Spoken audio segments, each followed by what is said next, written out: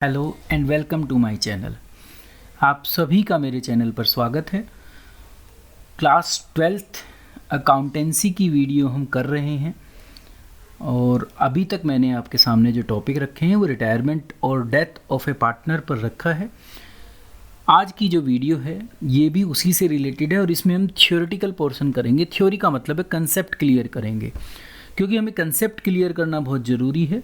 अगर हम concept clear कर पाए तो हम जितनी भी अकाउंटिंग ट्रीटमेंट होती है उनको हम बहुत ईजीली और बहुत इफ़ेक्टिव वे में पूरा कर पाएंगे। तो ये वीडियो इसीलिए है जिससे आप रिटायरमेंट और डेथ के जो कंसेप्चुअल पार्ट हैं, जो हमें समझना बहुत ज़रूरी है कि क्या क्या हमें इसमें करना होता है, हम उनको कर पाएँ। तो इसमें हम पूरी जो भी हमारी डिस्कशन होगी वो थ्योरेटिकल पार्ट पर ही होगी कि रिटायरमेंट, और बेसिकली अभी जो है वो रिटायरमेंट का पोर्शन मैंने लिया है। डेथ में मैं जब डेथ के टॉपिक पर जाऊंगा जब उसके बारे में भी बताऊंगा। थ्योरी क्योंकि दोनों की सेम होती है तो इसलिए हमने उसको यहाँ पर इंक्लूड कर लिया है। तो हम वीडियो को शुरू करते हैं समय को ज़्यादा वेस्ट ना करते हुए।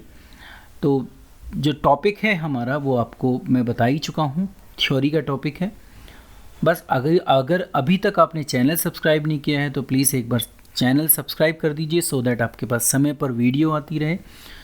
टॉपिक शुरू करते हैं, रिटायरमेंट और डेथ ऑफ ए पार्टनर। तो सबसे पहले मीनिंग, तो ऑन द रिटायरमेंट और death of a partner the existing partnership deed comes to an end. जो पुरानी है वो उसी दिन एंड हो जाती है, मतलब कि जो रिटायरिंग पार्टनर जब जाएगा या डेथ अगर होगी तो वो उसी दिन पार्टनरशिप डीड पुरानी ख़त्म हो जाएगी। और and it place a new partnership deed to be formed whereby the remaining partner continue to their business on change terms and condition। तो ऑब्वियसली है जब रिटायरिंग पार्टनर या जो डिजीज़ पार्टनर है वो उस पार्टनरशिप फर्म का हिस्सा नहीं रहा तो हमें क्या करना पड़ेगा, एक नई पार्टनरशिप डीड बनानी पड़ेगी और उस पार्टनरशिप डीड के अंदर नई टर्म्स और कंडीशन लिखी होंगी, उसके बेस पर आगे पार्टनरशिप चलेगी। In both the cases we are required to determine the sum due to the retiring partner in case of retirement and to the legal representative in case of deceased partner। तो जो भी हमें वो amount calculate करना होता है जो या तो हमें रिटायरिंग पार्टनर को देना पड़ेगा या जो डिजीज़ पार्टनर के लीगल रिप्रेजेंटेटिव हैं उनको देना पड़ेगा। तो उसके लिए कुछ एडजस्टमेंट हमें करनी होती हैं। तो वो एडजस्टमेंट कौन सी हैं, देखिए, ट्रीटमेंट ऑफ गुडविल या गुडविल में जो शेयर है उसको देखना पड़ेगा। ऐसे ही revaluation of assets and liability करना पड़ेगा उस डेट तक, और उसका जो भी प्रॉफिट और लॉस है वो उन तक ट्रांसफ़र करना पड़ेगा। और एक्यूमुलेटेड प्रॉफिट और लॉस, जो उस डेट पर एक्यूमुलेटेड प्रॉफिट और लॉस हैं उनसे रिलेटेड भी हमें एडजस्टमेंट करनी पड़ेगी, क्योंकि ये प्रॉफिट का वो पोर्शन है जो अभी तक डिस्ट्रीब्यूट नहीं हो पाया। तो हमें इसको अब डिस्ट्रीब्यूट करना पड़ेगा बिटवीन द पार्टनर्स, क्योंकि ये सब पुरानी एग्जिस्टिंग पार्टनरशिप डीड का हिस्सा है। और जब रिटायरिंग पार्टनर या डिजीज़ पार्टनर अब उस पार्टनरशिप फर्म का हिस्सा नहीं रहेगा तो जो आज तक उन्होंने कमाया है वो मिलकर कमाया है, तो उसमें उस रिटायरिंग पार्टनर को या उस legal representative of disease partner को वो हिस्सा मिलना चाहिए। तो उसको हम देने की कोशिश करते हैं थ्रू जो भी हमने अभी तक करा है, चाहे वो एडमिशन में भी किया था, change in profit sharing ratio में भी किया था, तो मेथड वही रहेगा। तो क्या क्या चाहिए, देखिए, सबसे पहले वो अमाउंट असरटेन करना पड़ेगा जो रिटायरिंग पार्टनर को या डिजीज़ पार्टनर को दिया जाएगा। The sum due to the retiring partner in case of retirement and to the legal representative और executor in case of death include. क्या क्या उसके अंदर इंक्लूड है, क्या क्या हमें देना पड़ेगा, हमें ये जानना बहुत ज़रूरी है, क्योंकि उन्हीं चीज़ों की अकाउंटिंग ट्रीटमेंट हम आगे इस टॉपिक में करेंगे। कुछ हम कर भी चुके हैं। तो जो भी कैपिटल में बैलेंस होता है, क्रेडिट बैलेंस, वो उनको देना पड़ता है क्योंकि वो उन्हीं का है, तो वो ऑब्वियसली उन्हीं के पास जाएगा। दूसरा है, अगर करंट अकाउंट ओपन है, ठीक है, फिक्स कैपिटल अकाउंट मेथड है तो करंट अकाउंट होंगे, तो उसका जो बैलेंस है वो भी दिया जाएगा। गुडविल में उस डेट तक जो भी गुडविल, जो भी रेपुटेशन उस फर्म ने कमाई है उसमें उसका शेयर। एक्यूमुलेटेड प्रॉफिट, ऐसे प्रॉफिट या रिजर्व जो अभी तक डिस्ट्रीब्यूट नहीं हुए उनमें उनका शेयर। और revaluation of assets and liabilities से जो गेन हुआ उसमें जो रिटायरिंग पार्टनर का शेयर है वो भी उसको दिया जाएगा। ये 5 चीज़ें तो हैं ही जो हम देते हैं। अभी जब हम नेक्स्ट स्लाइड पे जाएंगे तो हम देखेंगे 2-3 चीज़ें और भी हैं जो हमें पार्टनर को देनी पड़ेगी। ये जितनी भी चीज़ें हम देंगे ये आपको याद रखना है कि जो इनको मिल रहा है वो पार्टनर कैपिटल अकाउंट में क्रेडिट होता है। ये अभी तक आपने देखा भी होगा, तो मैं फिर दोबारा से आपको रिमाइंड कर रहा हूँ कि ये सारी चीज़ें क्रेडिट में जाएंगी। अब वो चाहे गुडविल हो, एक्यूमुलेटेड प्रॉफिट हो, revaluation of asset and liabilities का प्रॉफिट हो, उसके कैपिटल अकाउंट का बैलेंस ऑलरेडी क्रेडिट साइड में ही होता है और करंट अकाउंट का बैलेंस भी ऑलरेडी क्रेडिट में होता है। तो अब नेक्स्ट स्लाइड पर चलते हैं और देखते हैं और क्या चीज़ें मिलेंगी।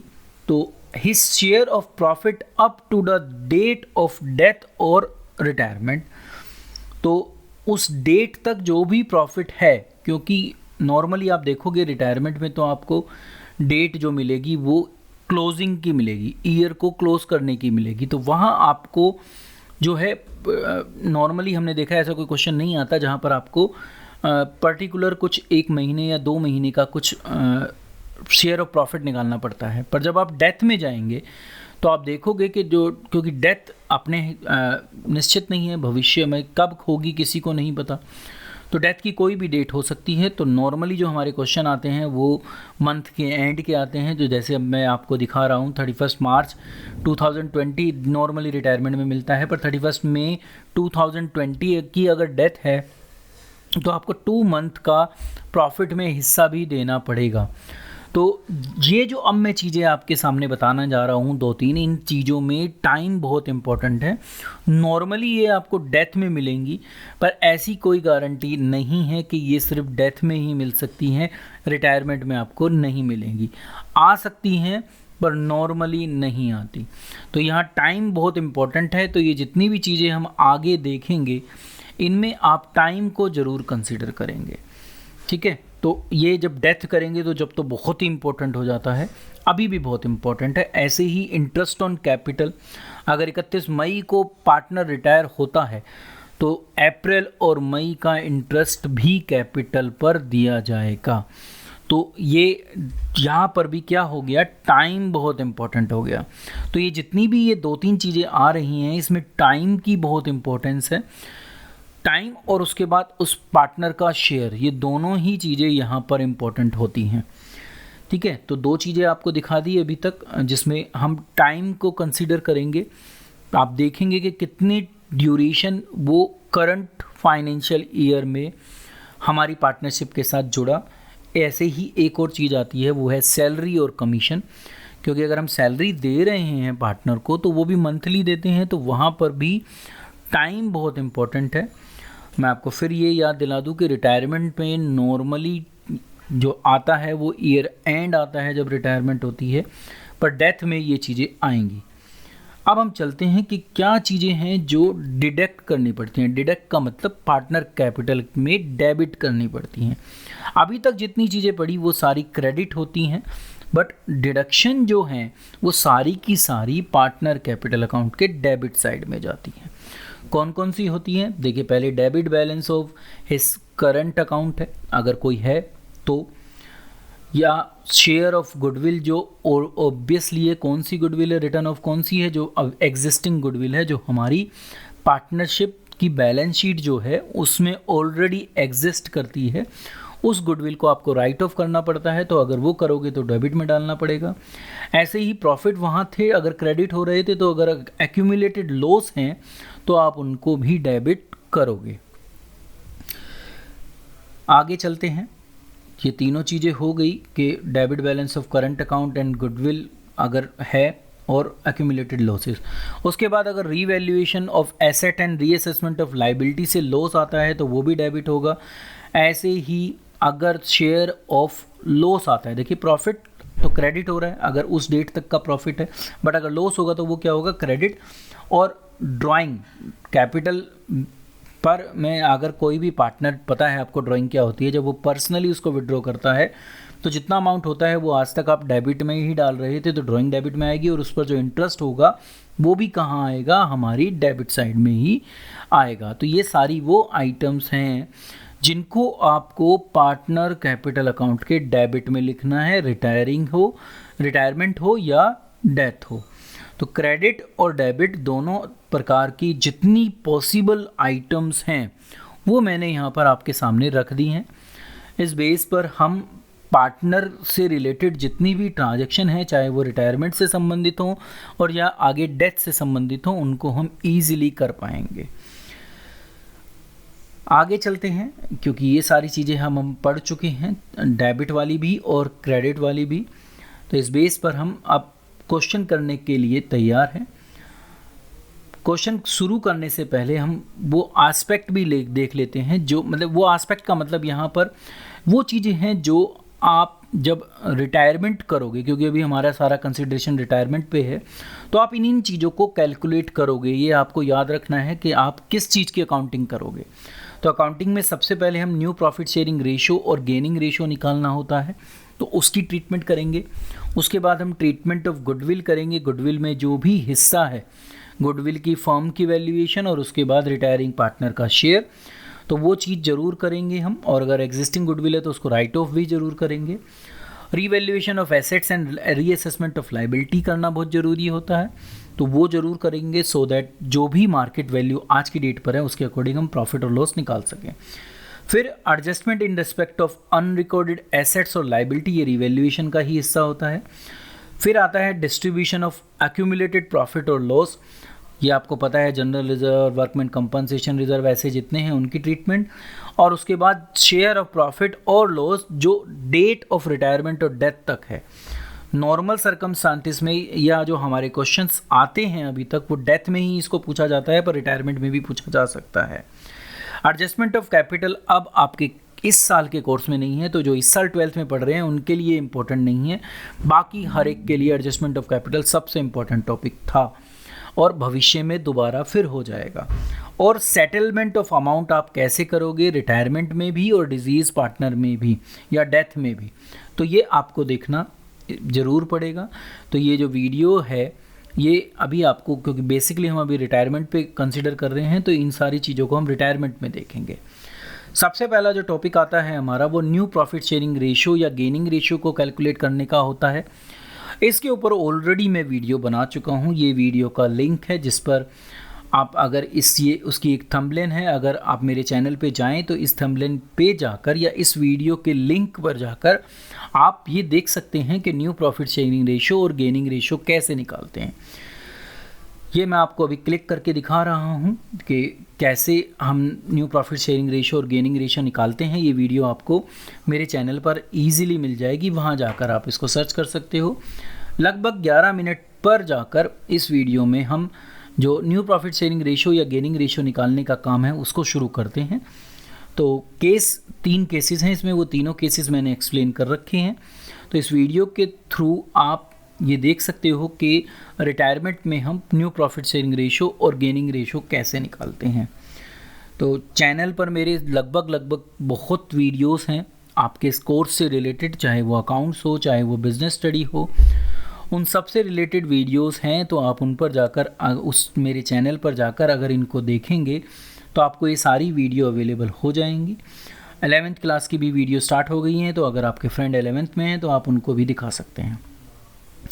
चलिए अभी हम आगे चलते हैं। न्यू प्रॉफिट शेयरिंग रेशो देख लिया कैसे कैलकुलेट करते हैं, या देख लेंगे उस वीडियो के थ्रू, या आप देख चुके होंगे मैं आशा करता हूं। अब हम ट्रीटमेंट ऑफ गुडविल पर चलते हैं। तो रिटायरिंग और deceased partner is entitled to his share of goodwill at the time of retirement और death because the goodwill has been earn by the firm with the effort of all existing partner including retired partner और deceased partner. तो goodwill आज तक की जो कमाई गई है फर्म के द्वारा, उसमें उस रिटायरिंग पार्टनर का भी हिस्सा है और उस डिजीज पार्टनर का भी है। तो आप उसकी वैल्यूएशन कैसे करेंगे गुडविल की?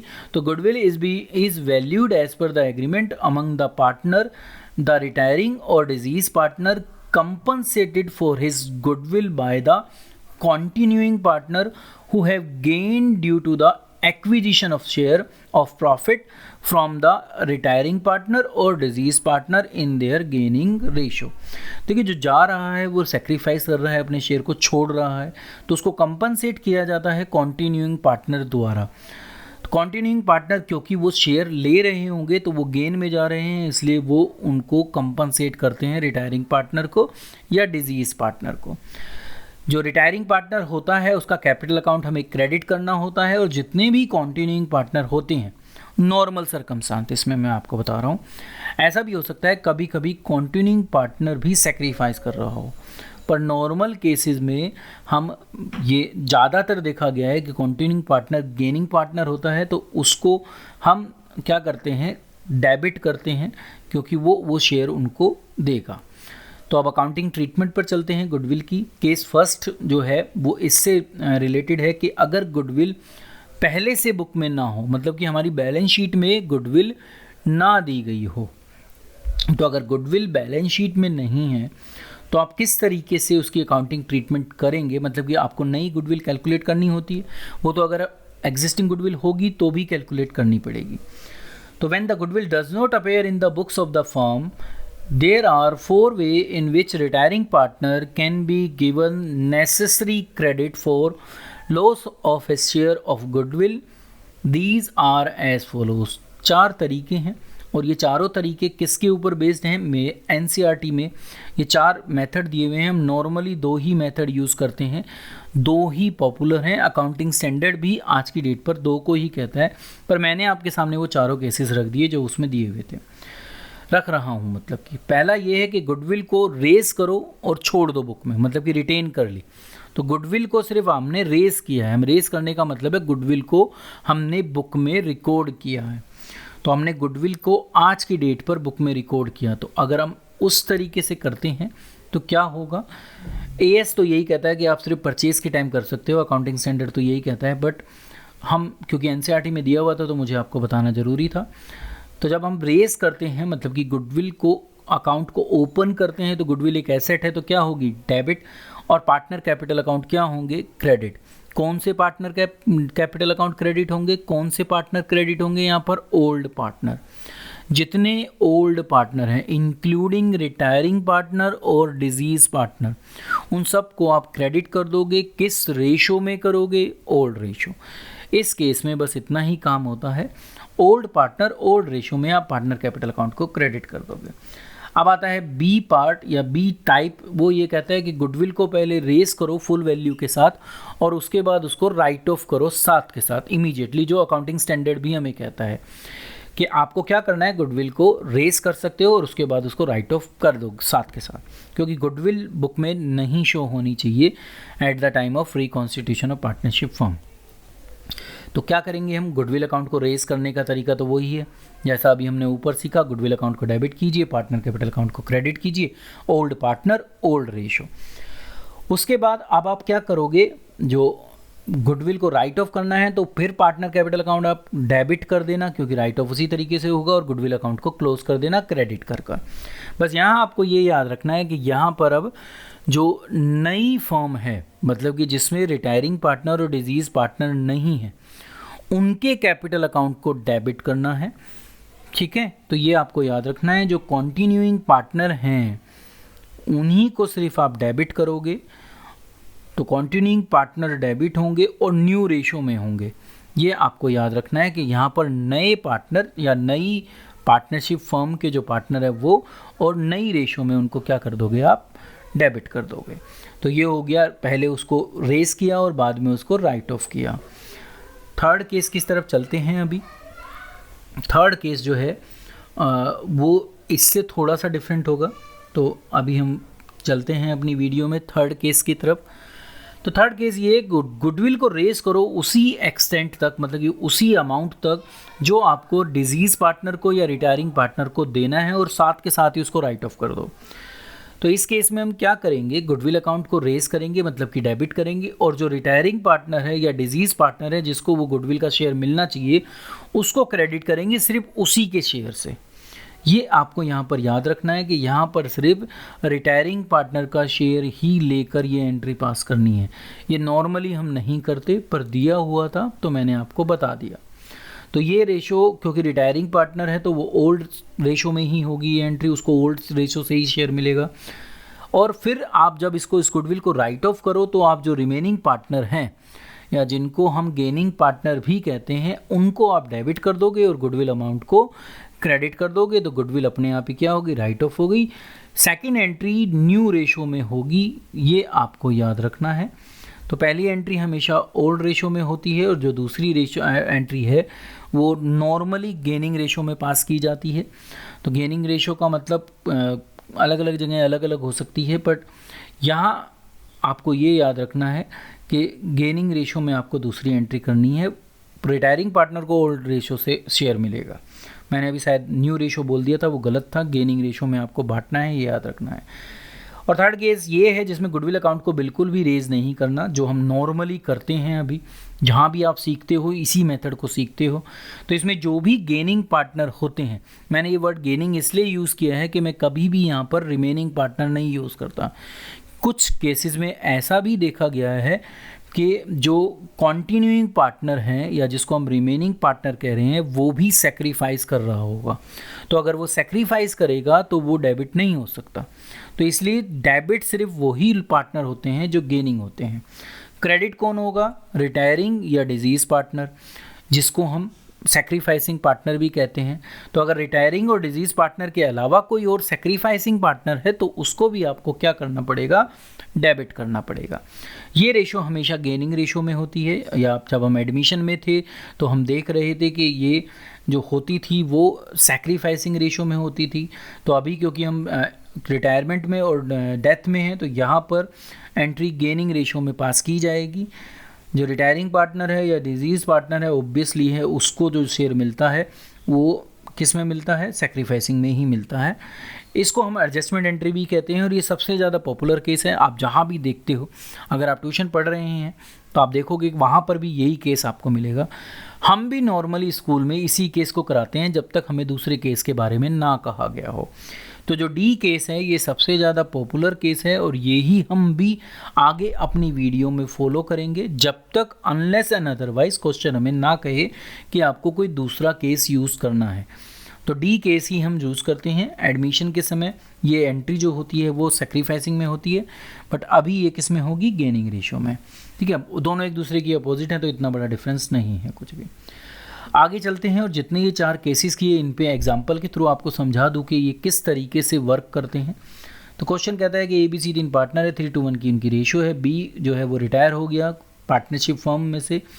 गुडविल को देखोगे आप अगर, तो गुडविल की वैल्यू जो दी गई है वो 60,000 दी गई है। तो गुडविल फर्म की, देखिए 2 वर्ड हमारे लिए इंपॉर्टेंट है, एक तो 60,000 अमाउंट और दूसरा फर्म की गुडविल। तो आपको बी का शेयर निकालना बहुत ज़रूरी है, क्योंकि जब तक आप बी का शेयर नहीं निकालेंगे आपको यही नहीं पता रहेगा कि हमें क्या करना है। तो देखिए 60,000 फर्म की गुडविल है, उसका जो शेयर है वो 2/6 है। तो आप 2/6 से जब डिवाइड करोगे तो 20,000 जो है वो बी का शेयर आया। तो हम जितनी भी ट्रांजैक्शन पास करेंगे आप देखोगे अल्टीमेटली बी को 20,000 ही मिल रहे होंगे। और जो पुराने पार्टनर हैं जो कंटिन्यू करेंगे बिजनेस को, ए और सी, जिनकी नई रेशो 3:1 दी गई है, वो उसको वो पैसा दे रहे होंगे, मतलब कि वो डेबिट हो रहे होंगे। ठीक है, हर मेथड के अंदर आप ज़्यादातर यही पाओगे। बस पहले मेथड में क्योंकि सिर्फ रेज कर कर छोड़ दिया गया है तो वहाँ आपको नहीं मिलेगा। अब देखते हैं हम अपने केसेस के केसेस पर कैसे एप्लीकेबल होता है ये सारा, जो भी हम अभी 4 केसेस सीख के आए हैं। तो चलिए देखते हैं। बस इससे पहले हम एक बार ये देख ले कि गेनिंग रेशो कैसे निकलती है, क्योंकि वो निकालना ज़रूरी होता है। पता है वैसे हमें 3:1 ही आएगी, पर फिर भी हम निकाल कर देखते हैं। तो देखिए न्यू शेयर कितना है, 3/4। उसमें से माइनस कर दीजिए आप ओल्ड शेयर क्या है, 3/6। तो जब माइनस करेंगे तो आपको मिलेगा 3/12। ऐसे ही जब आप सी का निकालेंगे तो 1/4 उसका न्यू शेयर है और ओल्ड शेयर जो है 1/6 है। तो जब इसकी भी आप कैलकुलेशन कर कर देखेंगे तो आपको 1/12 मिलेगा। तो इस बेस पर हम कह सकते हैं कि गेनिंग रेशो क्या आई, 3:1। नॉर्मली भी यही आनी थी, क्योंकि ये रिमेनिंग का केस है। रिमेनिंग के केस में जो भी कंटिन्यूइंग पार्टनर की ओल्ड रेशो होती है वही क्या होती है, रिमेनिंग रेशो होती है। तो गेनिंग रेशो निकालना बहुत ज़रूरी है। यहाँ थोड़ा पहले से पता था पर बाकी क्वेश्चन में नहीं पता होता। केस फर्स्ट आता है जब सिर्फ गुडविल को रेज करना है। रेज करने का मतलब है फुल वैल्यू से गुडविल अकाउंट को डेबिट कर दीजिए और तीनों पार्टनर्स को ओल्ड रेशो में, क्योंकि एंट्री ओल्ड रेशो में होनी थी और पुराने पार्टनर में होनी थी, तो तीनों पार्टनर को ओल्ड रेशो में आप इनको क्या कर दोगे, क्रेडिट कर दोगे। 3:1 की रेशो में आप 60,000 को बांट दोगे तो वो 30,000, 20,000 और 10,000 आएगा। बी का शेयर अभी हमने देखा था कितना आया था 20, तो वो ही 20 उसको मिल रहा है। तो ये आपको इसमें याद रखना था। सेकंड केस पर चलते हैं जब गुडविल को रेज करना है और उसके बाद उसको राइट ऑफ करना है 7 के साथ। तो पहली एंट्री तो वही होगी जैसी अभी आप करके गए हो, old partner old ratio, B का शेयर 20,000 आएगा। अब आप न्यू पार्टनर और क्या करेंगे, न्यू रेशो में इसको राइट ऑफ कर देंगे गुडविल को। तो यहाँ आपको ये याद रखना है कि रिमेनिंग पार्टनर कह लो, कॉन्टिन्यूइंग पार्टनर कह लो, कुछ भी कह लो, उनमें उस गुडविल को राइट ऑफ करना है। तो अब 3:1 की रेशो में हमने 60,000 को 45 और 15 में क्या कर दिया, डेबिट कर दिया और गुडविल अकाउंट को ख़त्म करने के लिए उसको क्या कर दिया, क्रेडिट कर दिया। गुडविल अकाउंट ख़त्म हो गया और वो हो गया। अब देखेंगे आप तो देखिए 30,000 ए का क्रेडिट में है और 45 डेबिट में है, तो इसका मतलब 45 डेबिट हो रहा है, तो 45 जो 1500 जो है वो नेट इफेक्ट जो है वो किसको मिला रहा है, बी को। ऐसे ही अगर आप सी को देखोगे तो 10 क्रेडिट में है और 15 डेबिट में है, तो वहाँ कितने का आया 5, तो 15,000 जो है वो ए दे रहा है बी को और 5,000 जो है वो सी दे रहा है बी को। यही इसका नेट जो इफेक्ट है वो यही है। थर्ड केस हमें कह रहा था कि गुडविल को सिर्फ उतना ही क्या करो, रेस करो जितना किसको मिलना है, बी को। तो बी का शेयर कितना था 20,000। तो देखिए आप गुडविल अकाउंट को रेस किया मैंने 20 से, वो सारा का सारा पैसा बी को दे दिया। उसके बाद राइट ऑफ की, तो राइट ऑफ करने में गेनिंग रेशो में ए और सी में उसको डिवाइड कर दिया। गेनिंग रेशो कितनी थी 3:1, तो उस रेशो में मैंने ए और सी को क्या कर दिया, डेबिट कर दिया। बिल्कुल यही सेम इम्पैक्ट दो एंट्री से एक एंट्री में जब कन्वर्ट हो जाता है तो वो एडजस्टमेंट एंट्री कहलाती है। जो हम नॉर्मली फॉलो करते हैं वो केस ये कहलाता है जब गुडविल अकाउंट को बिल्कुल भी रेज नहीं करना। वहाँ रेज होता दिख रहा था, यहाँ आपको नहीं दिखेगा। जो गेनिंग पार्टनर हैं वो मैंने डेबिट कर रखे हैं ए और सी, और जो सेक्रीफाइसिंग पार्टनर है जो जा रहा है बी, उसको क्रेडिट कर रखा है। तो ये 4 केसेस थे हमारे जिन पर हम जो है गुडविल को करते थे। अब केस सेकंड की तरफ चलते हैं। जब गुडविल पहले से बुक में हो, तो ये एग्जिस्टिंग गुडविल की बात कर रहा है, तो आपको एग्जिस्टिंग गुडविल को सिर्फ हम क्या करते हैं, राइट ऑफ करते हैं, बुक में से ख़त्म करते हैं। साथ ही साथ नई गुडविल को भी कैलकुलेट करते हैं और उसको भी अपने अकाउंट में जिस तरीके से अभी हमने केस फर्स्ट में किया है वो सारी ट्रीटमेंट होती है। बस उसी के साथ साथ हमें जो एग्जिस्टिंग गुडविल है उसको राइट ऑफ करना होता है। तो जितने भी पार्टनर होते हैं उनको डेबिट कर दिया जाता है ओल्ड रेशो में और गुडविल अकाउंट को क्रेडिट कर दिया जाता है। इस तरीके से हम जो बैलेंस शीट में गुडविल दी हुई है उसको राइट ऑफ करेंगे। तो एंट्री हो गई पार्टनर कैपिटल अकाउंट डेबिट। ये कहाँ मिलती है, बैलेंस शीट में, जो मैं आपको अभी बता ही रहा था। तो पार्टनर कैपिटल अकाउंट क्या हो जाएगा, डेबिट हो जाएगा, और गुडविल अकाउंट क्या हो जाएगा, क्रेडिट। इस तरीके से गुडविल अकाउंट, जो गुडविल हमारी बैलेंस शीट में अवेलेबल थी, उसको हमने क्या कर दिया, राइट ऑफ कर दिया between old partner in old ratio. तो ये आपको याद रखना है कि ये एंट्री जो होगी वो ओल्ड रेशो होगी और ओल्ड पार्टनर्स के बीच में होगी। दैट्स मीन्स इंक्लूडिंग रिटायरिंग और डिजीज पार्टनर। तो ये था केस सेकंड जिसमें जो गुडविल पहले से है उसको हमें राइट ऑफ करना होता है। ऐसे ही हिडन गुडविल होती है। तो हिडन गुडविल के लिए ऑलरेडी वीडियो हैं, उसी तरीके से है, कुछ स्पेशल यहाँ पर नहीं है जो रिटायरमेंट से अलग से संबंधित हो। तो हिडन गुडविल की वीडियोस मेरी ऑलरेडी अवेलेबल हैं मेरे चैनल पर। आप उनको जाकर, 2 जगह मैंने इसको बताया हुआ है, एक जगह change in profit sharing ratio में और एक जगह एडमिशन में, तो आप वहाँ से भी इनको असेस कर सकते हैं। नेक्स्ट जो टॉपिक था या नेक्स्ट जो ट्रीटमेंट हमें करनी थी वो करनी थी एक्यूमुलेटेड प्रॉफिट और लॉस की, जिसमें रिज़र्व वगैरह सब आते हैं। तो वो वीडियो ऑलरेडी मेरी बनी हुई हैं दोनों उसमें, मतलब कि 2 जगह अभी तक हम इसको कर चुके हैं एक्यूमुलेटेड प्रॉफिट और लॉस को। एक अभी मैंने जो अपनी लाइव वीडियो बनाई थी रिटायरमेंट ऑफ पार्टनर की, जिसका लिंक ये वाला है, इसके अंदर भी अवेलेबल है, और इससे पहले जब रिकॉन्स्टिट्यूशन ऑफ पार्टनरशिप फॉर्म किया था वहाँ पर भी था। तो देखिए जो रिटायरमेंट वाली है वो लाइव है, लाइव मैंने आपको ये बताया था। तो इस लाइव में मैंने आपको रिवैल्यूएशन अकाउंट भी बताया हुआ है। तो इस वीडियो में रिवैल्यूएशन अकाउंट भी है और एक्यूमुलेटेड प्रॉफिट और लॉस की ट्रीटमेंट भी है, तो इस वीडियो के थ्रू आप वो देख सकते हैं। ये जो दूसरी वीडियो है रिकॉन्स्टिट्यूशन ऑफ पार्टनरशिप फर्म, इसमें सिर्फ यही एक्यूमुलेटेड प्रॉफिट और लॉस हैं, जहाँ पर मैंने बहुत डीपली वर्कमेंट कंपनसेशन रिजर्व और ये सब सारी चीज़ें बता रखी हैं। तो आप जाकर देखेंगे तो आपको इन सब वीडियो में ये सारी चीज़ें बहुत डीप वे में आपको मिल जाएंगी। तो ये 2 वीडियो मेरी ऑलरेडी अवेलेबल हैं, इस पर आप देख सकते हो। चैनल सब्सक्राइब ज़रूर कर दीजिएगा अगर अभी तक आपने नहीं किया है तो। उस सब्सक्राइब जब आप जाओगे चैनल पे तो उसका कलर जो होता है वो रेड होता है, इस तरीके से जब आप उस पर क्लिक कर देते हो तो ये इस कलर का हो जाता है। बेल आइकॉन को प्रेस कर दीजिएगा सो दैट आपके पास समय पर वीडियो आती रहें। तो ये वीडियो ऑलरेडी मेरी अवेलेबल है, आप इनको जाकर देख सकते हैं और ये आप ही के लिए बनाई गई हैं।